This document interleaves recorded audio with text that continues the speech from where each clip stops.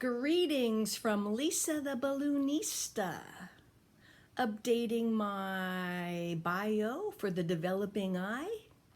You know, I'm Lisa the Balloonista. I live in San Rafael, California, which is about 20 miles north of the Golden Gate Bridge.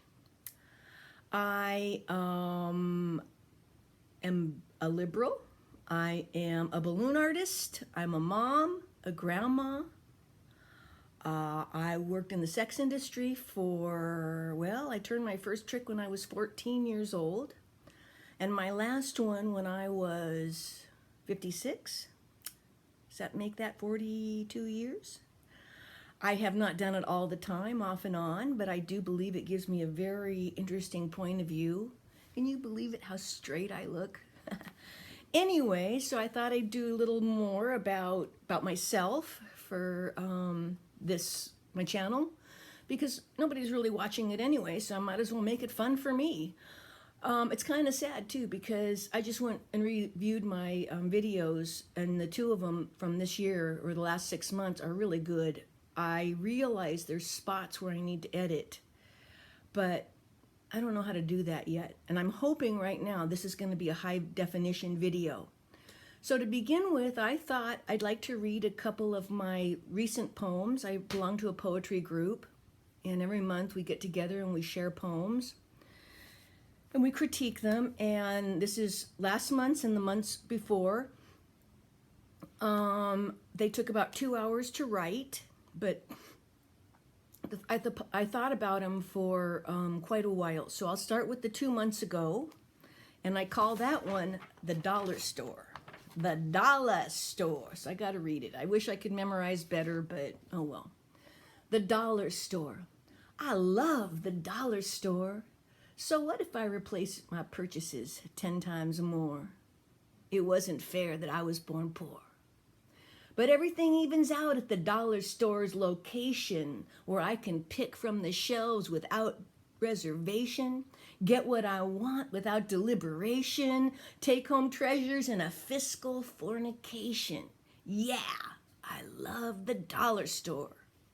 Why not buy plastic crap I know won't decompose? I can't afford better stuff, the gods truly know. But if I could, I'd drive battery-powered hybrid cars, eat farm-to-table foods canned in mason jars. Then the dollar store wouldn't have much appeal. Neither would buying plastic crap that ain't even real. And if I were rich, it would matter to me, the plastic garbage building up in the sea. Then again, if I were rich, is what we all say, as our purchases contribute to the planet's decay. Oh, dollar store, you cost more than you're worth. Oh yes, dollar store, you cost so much more than you are worth. For the price of $1, ka-ching, goodbye planet Earth. Yeah, I started out writing that poem to talk about how fun it was to shop at the dollar store.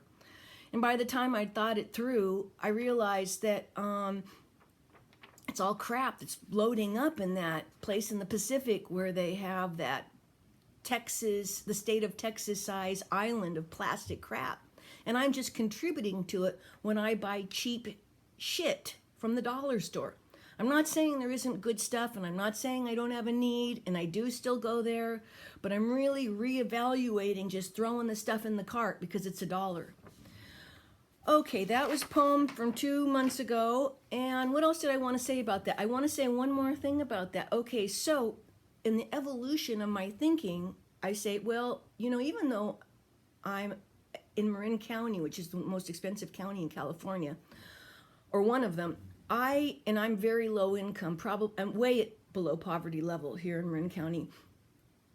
I say I'm still richer than most people, financially richer than most people on the planet. And it's still, if who's going to do it, if it's not me, who? If it's not me, who? So I've started a garden, and I love my garden. Got a garden plot for $72 a year, about a half a mile down the road. And I will be talking about my garden and how much I love it. But right now I want to talk about my worms, my wormies. I bought 500 worms for $20. I put them in a bin I already had around the house. I filled the bin up with table scraps, old newspaper, garbage, some rock dust, which did cost a little bit of money, and I did put a few nutrients in there to get it going because I wanted, these worms had traveled for 5 days, so I wanted them really healthy and happy.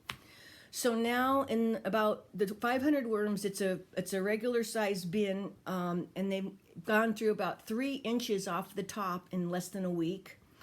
I have my nephew, who's a math whiz, figure it out for me. If I have 500 worms, and the maximum I'm going to keep will be 8,000. 8,000 will fit quite nicely in 4 bins. That's what I think I can manage.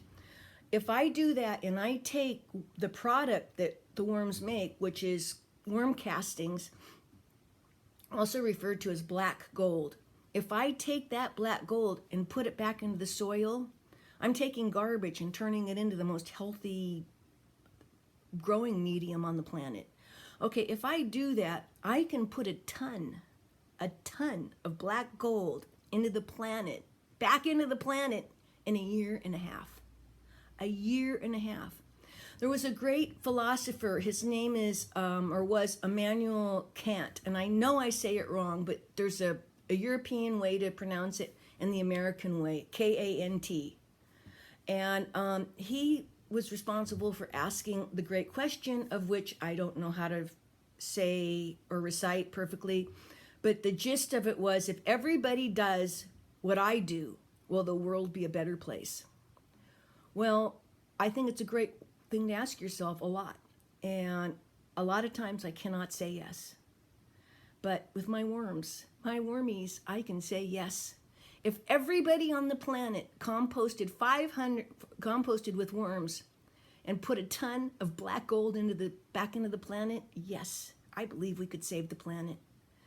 So I am highly, highly into my worms because I don't need the excuse that I don't have a lot of money. I don't need the excuse that I don't have a lot of space. Now, mine aren't living in the shade in my garden plot, but they can go under your sink. They can go in your garage. There's a million places you can put your worms. And remember, once they're established, they will eat your food scraps, your better food scraps. I wouldn't put meat or any animal scraps, but anything else you can put in there.